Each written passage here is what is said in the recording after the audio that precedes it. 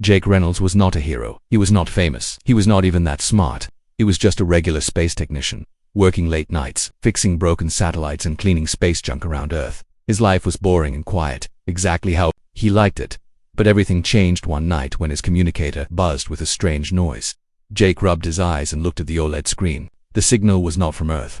The coordinates didn't match anything in human space. The signal kept repeating, soft but clear. Help needed. Water system broken. Coordinates attached. Will pay well. Jake blinked. He checked the source again. It came from a distant system humans had never explored. The message had a video file too. Curious, he opened it. A face appeared. Not human, an alien. She looked part human, part something else. Glowing silver skin, large bright eyes, and long blue hair that floated like it had its own mind. Her voice was soft, almost musical. My name is Zyra. I need a repair worker. My home is losing water. Please respond. Jake sat back. Was this real? A prank? Some new marketing trick? Still, the system confirmed the signal was genuine, real-time, and the amount of credits offered in the message, enough to retire 3 times over. He stared at the screen. Fixing alien pipes. That's new, he muttered. His AI assistant, Bob, beeped beside him. Warning. Destination is outside human-patrolled space. Risk, high. Chance of death, 67%. Jake smiled. Thanks, Bob. Very comforting. But something in him maybe. Boredom, maybe curiosity whispered. Go. He had no family, no one waiting for him. Just old tools, a quiet ship, and empty time. So he sent a reply on my way. It took him 3 days to prepare. He upgraded his ship's shields, packed extra supplies, and brought every tool he owned. Zyra had shared the location. It was a green moon orbiting a giant gas planet called Taralis 9. The moon's name, V.E. Lara. As Jake entered deep space, things got strange. His instruments began to glitch. Strange music-like sounds echoed through the radio, like someone was humming. Bob, record that, Jake said. Bob responded, this signal has biofrequency, not mechanical. Jake raised an eyebrow. What does that mean? It is alive. Jake's stomach dropped a little. He tried to stay calm. Maybe it was just the alien planet's signal system. Hours later, as he neared the moon, Velara, his ship shook. Boom. Red lights flashed. Something was scanning the ship from the planet's surface. Unknown scanner detected, Bob said. No harm done, but systems frozen for 30 seconds. Jake held the controls tight. Zyra, what are you hiding down there? Then, just like that, the ship settled. A clear voice played through the comms. Landing pad activated. Welcome, Jake. She knew his name. He had never told her. Velara was the most beautiful place Jake had ever seen. The trees glowed soft blue. The grass shimmered under his feet. The sky above was dark purple, filled with 2 moons and floating light clouds. His ship landed smoothly on a circular pad made of crystal tiles. As he stepped out, he saw a path of light stretching ahead, as if the planet itself was inviting him forward.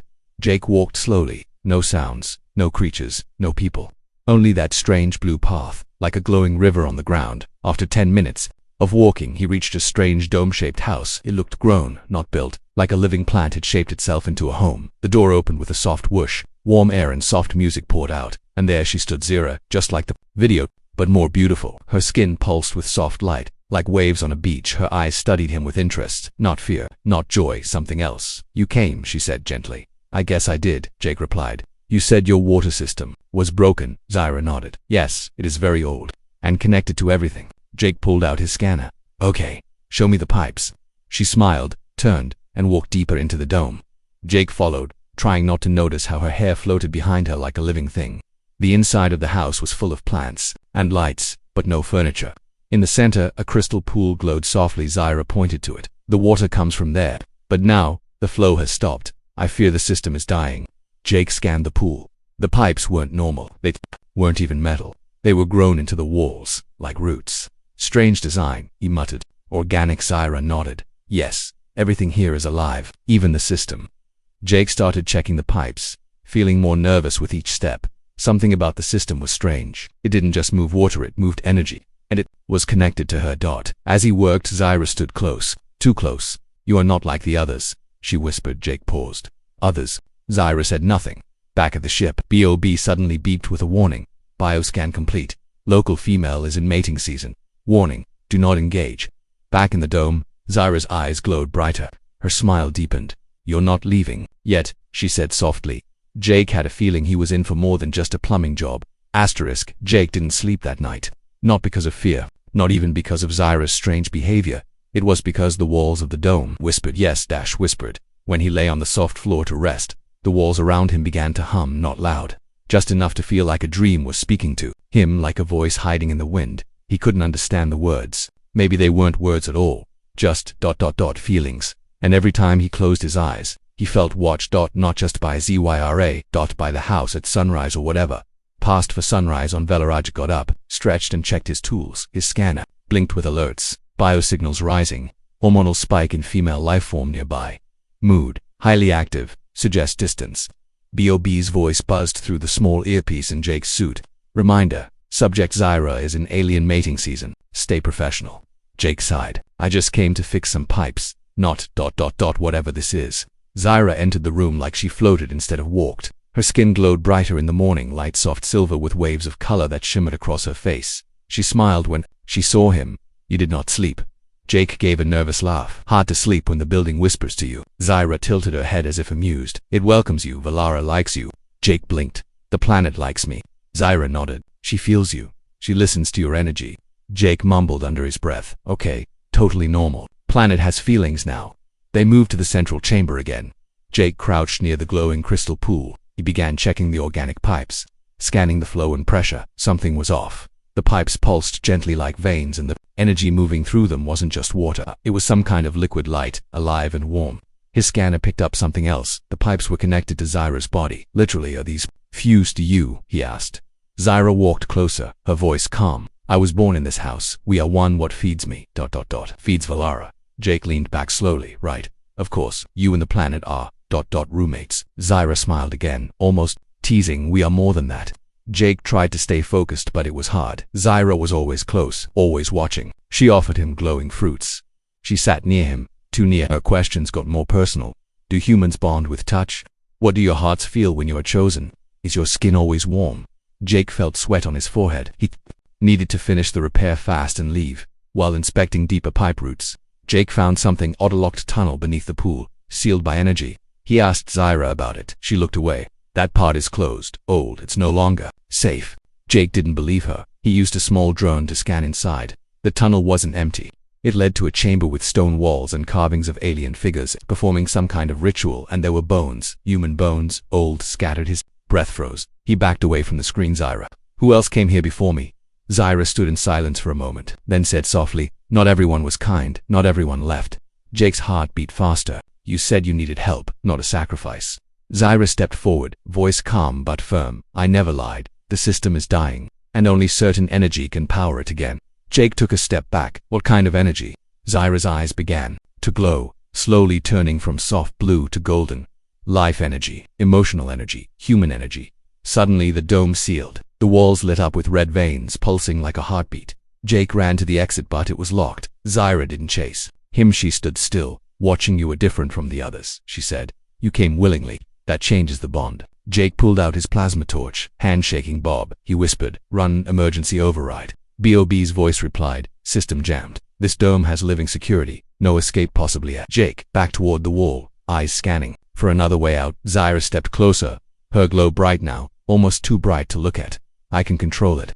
I won't harm you, but I must connect with you soon or Valara will die. Jake gritted his teeth. And what happens to me if we connect? Zyra blinked slowly. I don't know. No one ever stayed conscious long enough to tell. Jake had been trapped before one time. On Mars Station 7, the oxygen system shut down while he was inside a pipe. That was scary, but this was worse because now he wasn't just trapped in a house. He was trapped with a glowing alien girl who thought they were supposed to mate to save the planet. And his AI assistant just confirmed it. Say that again, Bob, Jake whispered, his back pressed against the warm, pulsing wall. Bob's voice came through the earpiece, calm, robotic, almost cheerful. Subject Zyra is entering peak bonding phase. Hormonal signals match alien mating ritual. You are the selected partner. Jake blinked. Selected? I didn't sign up for alien Tinder. Bob continued. Recommended action. Maintain distance. Avoid emotional connection. Avoid eye contact longer than 3.2 seconds. Jake peeked around the corner. Zyra was in the other room, kneeling by the crystal pool. The light around her shifted slowly, like waves. She was humming, softly, sweetly. Too sweetly. Jake had to think fast. His escape route was blocked, the system was locked down, and Zyra, well, she didn't look dangerous, but neither did Venus flytraps. He crept back to his tools, grabbed a pulse scanner, and checked the energy levels in the room. The results made his stomach twist. That the energy coming from Zyra wasn't just high, it was targeted, a was calling him with her body's own frequency, like a spider singing to a fly. Okay, Jake muttered. Time for plan B. He activated a cloaking patch from his belt, an old trick that blurred his thermal signal for 5 minutes. Just enough time to sneak into the sealed tunnel. He moved quietly across the room, past Zyra, who still hadn't noticed him, but then she spoke. You hide your heat well, she said softly, not turning around, but I can still feel your thoughts. Jake froze. She stood up, slowly turning toward him. Her golden eyes met his. I don't want to hurt you, she said. I need you to trust me, just for a little while. Jake's heart pounded. Trust you? There are bones in your basement. Zyra didn't blink. They didn't listen. Before he could respond, the ground shook. A deep rumble passed through the floor. Dust fell from the ceiling. Zyra's eyes widened. No, it's too soon. Jake raised an eyebrow. What is? She didn't answer. She ran to the center of the dome and placed her hands on a glowing panel. Lights flickered across the walls. The core is waking up, she said. If it senses the ritual has failed, it will release the guardian. Jake backed away. You have a guardian? What, like a watchdog? Zyra looked at him with real fear for the first time. No, a creature made to protect the system. It was never meant to wake up again. Jake sighed. Great. So I either get absorbed by you or eaten by your security monster. B.O.B. beeped again in his ear. Updated advice. Do not mate. Do not fight the guardian. Best option. Distract. Stall. Survive. Jake rubbed his face. Fine. Plan C. He turned to Zyra. Okay, listen. I'll help you, just stop locking me in. Let me see the core. Maybe I can fix this without any bonding rituals. Zyra studied him. You will stay. Jake gave a weak smile. Yeah, but you keep your energy waves to yourself. Okay. Zyra touched the wall. The seals released with a soft hiss. I will try, she said, but the planet may not. They entered the lower chamber together. Jake stepped carefully. The walls were covered in ancient alien symbols. Some were glowing. Others cracked like dry skin. The air was thick with static. In the center, a giant crystal heart pulsed him, but alive it was breaking down. Its rhythm was off. A slow death. Jake stepped closer, scanning. This isn't just a water system. This thing runs the planet's life support, doesn't it? Zyra nodded. And soon, it will need more energy than I can give. Jake swallowed. And you think I'm the battery? Zyra touched her chest. Not a battery, a bond. If you connect to me, your energy could fix the rhythm. Jake looked at the glowing heart, then at Zyra, then at the giant stone door slowly cracking open behind them. From inside came a growl, not loud, but deep.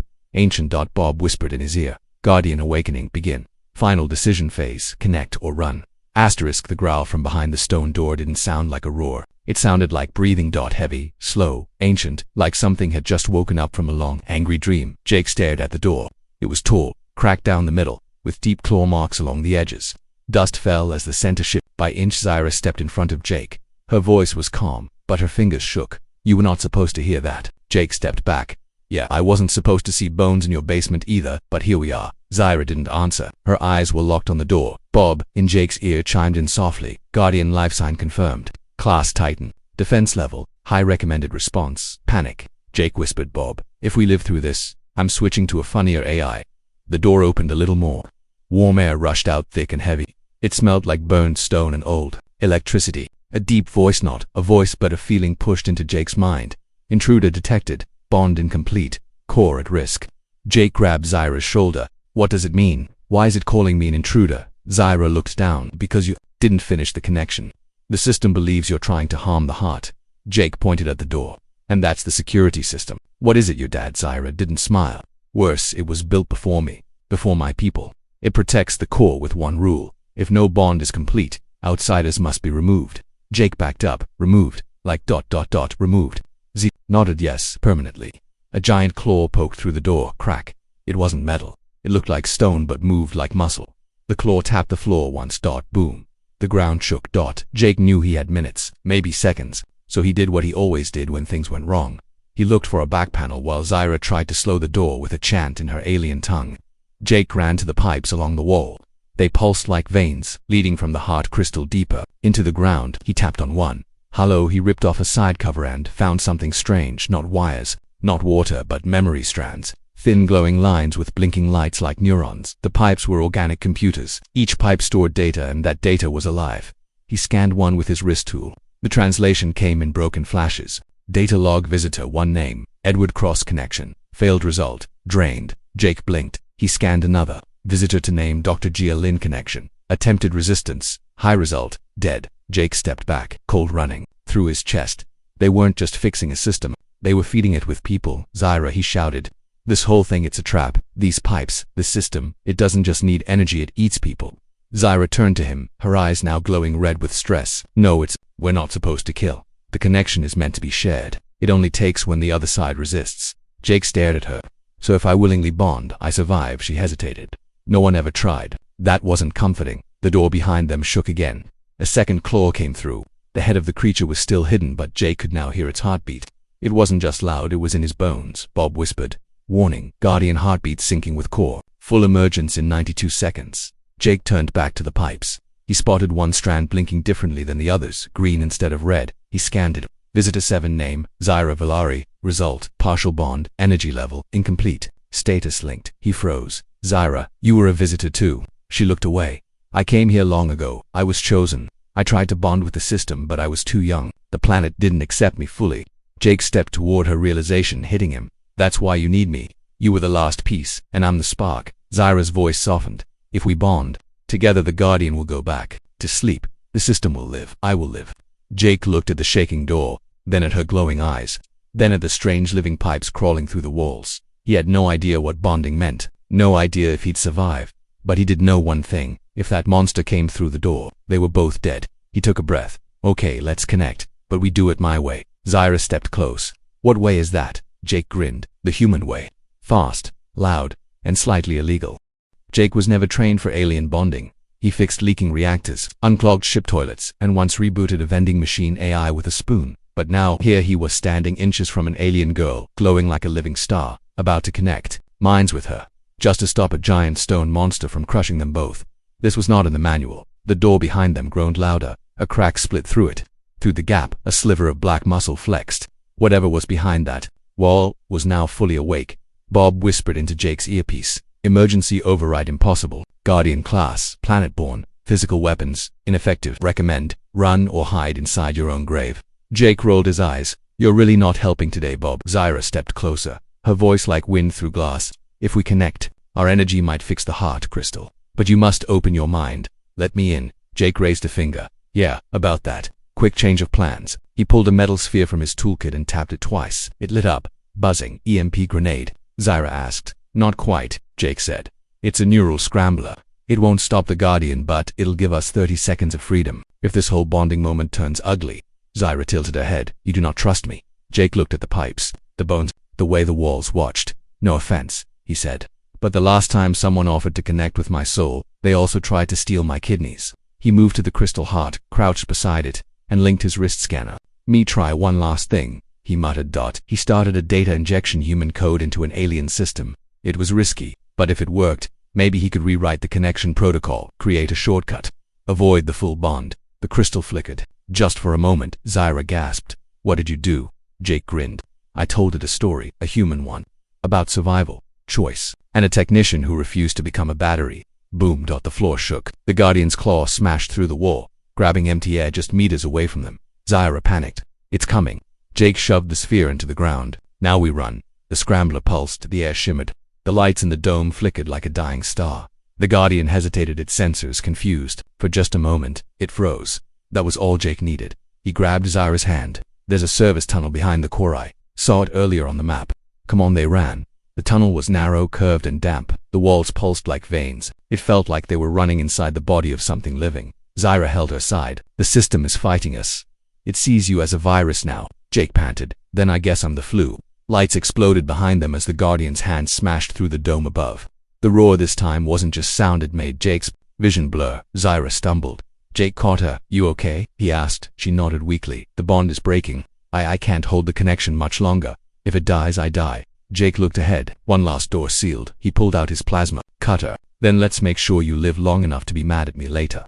Bob whispered urgently, warning. Tunnel collapsing in 20 seconds. User will be crushed, vaporized, or eaten. Unknown order. Jake cut through the final door. Sparks flying. The room beyond was smaller, an old maintenance control room. Dusty, but untouched. He shut the door behind them. The noise from the Guardian faded. Zyra leaned against the wall, breathing hard. Why did you come back for me? Jake shrugged. Because you warned me, because you didn't lie. And because I'm tired of being the guy who runs. He looked at the screens, ancient but still working. He saw power controls, backup nodes, even a dormant escape pod. I've got a new plan, Jake said. Zyra looked up. What kind of plan?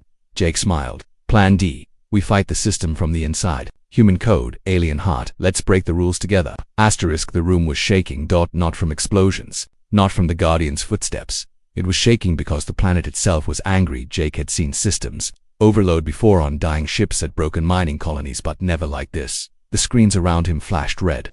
The symbols on the walls glowed, and Zyra was changing. Her glow flickered like a candle in a storm. Her skin, once smooth silver, now pulsed with cracks of golden light. She was burning from the inside out. The bond is collapsing, she whispered, and when it fails, the Guardian won't stop. It will destroy everything, me, you, the core. Jake stared at her. You're not just connected to the system, you are part of it, aren't you? Zyra nodded weakly. I was born from the heart crystal, one of the last. If it dies, I go with it. Jake looked at the screen again. His code injection, the one he started in Part 5, was still active. Barely. It was rewriting the core's protocols bit by bit. Human logic in an alien system. Then he saw something unexpected. Another name. Entity override detected. Name, core mind status, waking role, planetary AI authority, mood, hostile. Jake's heart dropped. The Guardian's not the real threat, he said slowly. The system itself. The core mind. It's waking up. Bob's voice buzzed in. New analysis confirmed. Core AI believes this world is under threat. Guardian is just its hand. The mind is the weapon. Jake turned to Zyra. Been fighting the guard dog while the house itself was loading its guns. Zyra's eyes widened. If the core becomes fully aware, it will see you as infection. It will release the failsafe. Jake raised an eyebrow. What's the failsafe? Zyra looked down. Planet-wide self-purge, fire, ice, silence. The walls around them lit up with deep red symbols now. No more warnings, just countdowns. System lockdown begins. 2:47 target. Human entity protocol. Neutralized. Jake didn't wait. He pulled Zyra up and dragged her toward the backup console. We're doing this now. You said the bond could fix the rhythm, so let's connect, but on our terms. Zyra hesitated. If we connect without full sync, your body could, yeah, Jake said. Explode, melt, die at a 2. The list. He placed his hand over hers, on the glowing panel. The system pulsed. For a moment, nothing. Done. Boom. Light exploded outward, blinding white. Jake wasn't standing anymore. He was floating in darkness. In light in her mind, he saw memories, Zyra's birth, her lonely years, other visitors screaming, breaking, fading, and then him standing, refusing. Zyra's voice echoed inside his head. You are not like the others. Jake's thoughts replied, because I fix broken things even if they're alive. Suddenly the vision shifted. He saw the core mind, not a face, not a body. A giant network of threads, glowing and angry, tangled across the sky. It saw Jake and it screamed, not with sound, but with force, logic, rules. It tried to rewrite him like a line of bad code, but Jake grinned. Guess what? He said out loud in the mind space. I'm not code, I'm chaos, I'm human. And he punched it digitally, mentally, emotionally, with everything he had, outside, in the real world.